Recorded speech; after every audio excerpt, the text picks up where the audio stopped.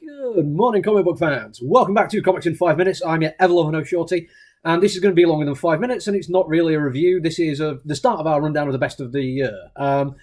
Before we get into it, though, I'm going to ask you a couple of questions, because usually I do this in a very simple way. Over the course of the year, anything I read that I enjoy, I make notes on, put a list together, and then end of November, early December, I start separating them out, see which ones have actually maintained quality or got better even, some of which end up just being an honourable mention. That's what we're doing today. And then I put them in the order I think they were deserved to be in. The last one on Christmas Eve would do the best. Now, I've done this for a few years, but it occurs to me that I've never really asked anyone if this is what they want me to do in terms of these videos. So if you prefer it, if I did like a breakdown of like best of by like Boom Studios, or best by DC, or best miniseries, best ongoing, creator kind of based things. If there's like other ways, other formats you think you might get more from it, let me know.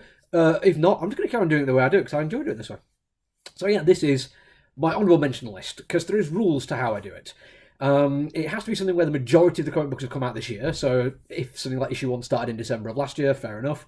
But the rest is carried on. Brilliant to go in there.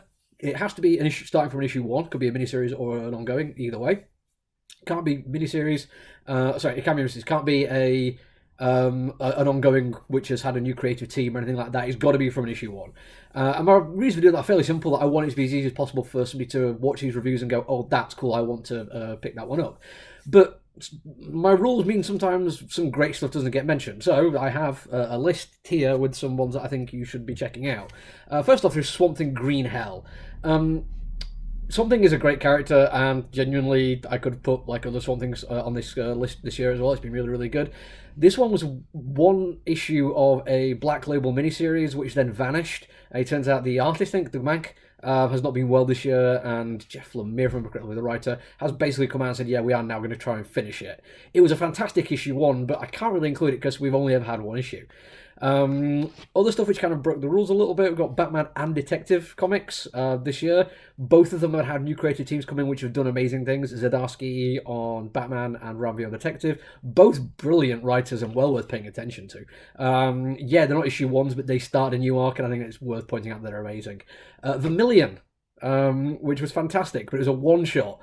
It's inspired by the works of the band Slipknot, and the artwork is fantastic. I genuinely loved it. If you're looking to get hold of a copy, you should grab it and read it. But it's not really an ongoing. I can't really recommend it as a series, but it's still well worth taking a look at. Bone Orchard Black Feathers is one that almost made it actually onto the main list. I'm really enjoying the writing. First time in a while for this creator that I'm like, yeah, I'm liking what he's doing with the story.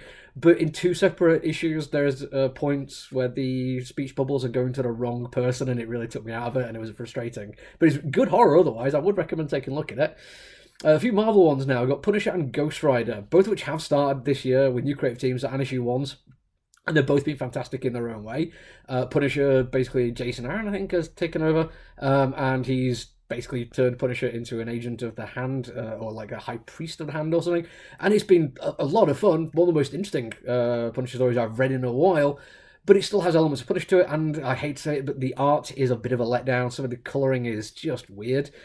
Ghost Rider, another one that started this year, and I've never been the world's biggest Ghost Rider fan, and it took me a while to realise why I kept going on and carried on reading this one, because it was never something where I was like, oh my god, I can't wait for the new issue of Ghost Rider. But it's just totally embracing the absolute schlock horror of it all. It's proper grindhouse horror. It's dirty and mean, and I love it. But it's not high art in any way, shape, or form. I'm not reading it and recommending it because I think everyone would enjoy it. For me, it's just something that scratches that itch. Bloodstained Teeth is kind of similar to that. This one was a great start, and I have thoroughly enjoyed it. The only reason it's not quite made it into my best of the year list, otherwise I do love the artist and I do love the writer, and I met one of them recently. He's a lovely guy. For this one, it has a little bit too much of a bad guy of the month kind of feel to it.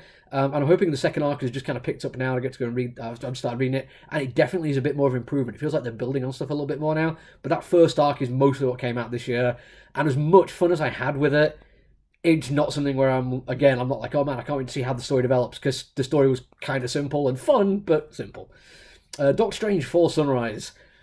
This is on here because only one issue's come out, and it's absolutely amazing. Tradd Moore doing writing and art is just a great guy to see all his ideas come to fruition. It looks amazing. It reads fantastically. If more issues had come out of it, I might have put it on the list, but you should still be checking it out. It's amazing. Daredevil.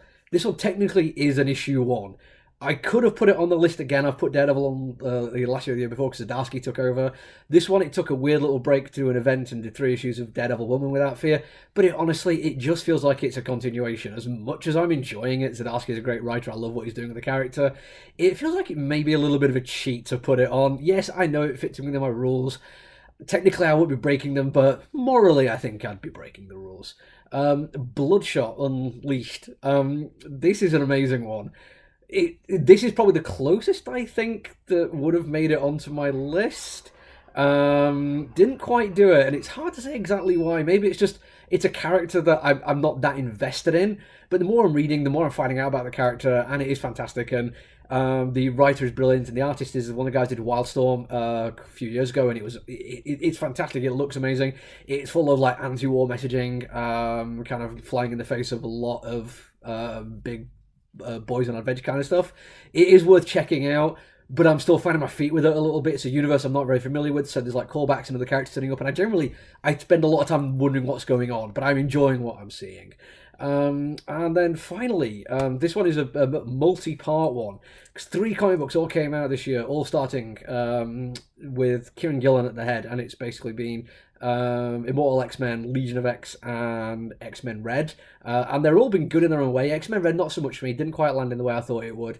They're all been fantastic, well that I've read at least, but the reason I make it onto the list, even though they are issue ones and they're ongoing and I have thoroughly enjoyed them, I feel like recommending them. There's been some times where even I've been worried that I'm not getting the full story because I've not bought into the event stuff that Marvel does, and X-Men books can cross over, and because I'm only reading 2 of them and not the 3rd one, I don't think I'm really missing a lot. Usually my big criticism of the X-Men books is I don't want to get started in them because I feel like I get lost and have to buy a lot more than I need to. Thankfully, Gillen and Spurrier and Ewing have done a really good job of keeping their own voices in separate, and the stories may intermingle, but it's not essential to read all of them. It's great, but there's still that little bit in the back of my mind which makes me think if I wanted to get the full story, I'd have to spend a lot more money, and I'm not entirely sure I want to do that on 3 separate titles at the moment. So yeah, there you go. Those are just a bunch of stuff which didn't quite make the cut for one reason or another. I don't want anyone to think that they are like dreadful comic books. There's a whole bunch of worse stuff than this I've read this year. And there's reasons why, like with the Doug Mank one, if that had carried on, that almost certainly would have made it in. If the Doctor Strange one had started a bit earlier, that would almost certainly have made it in. Don't dismiss any of these comic books; they're all fantastic. But come back tomorrow where we start the countdown. Actually, I have a list of ones on here, but I've not actually numbered them. I know which one number 1 is. So let me just count how many I've got on here. 14. So yeah, we're going to have a top 14. It's another one of those problems of me like formatting it the way I do. Some years it's 16, some years it's 12. It's however many comics I've loved getting to the top whatever list. But starting tomorrow, you'll get to see exactly how it starts, and from there we'll do almost one a day. I close on Mondays in the run up to Christmas, and on Christmas Eve I'll reveal my favourite comic book of the year. And if you have any thoughts or comments on the format of this thing, get in touch, let me know. I want to make this as fun for everyone as possible. But until I see you again, look after each other, everyone. Stay safe. Bye.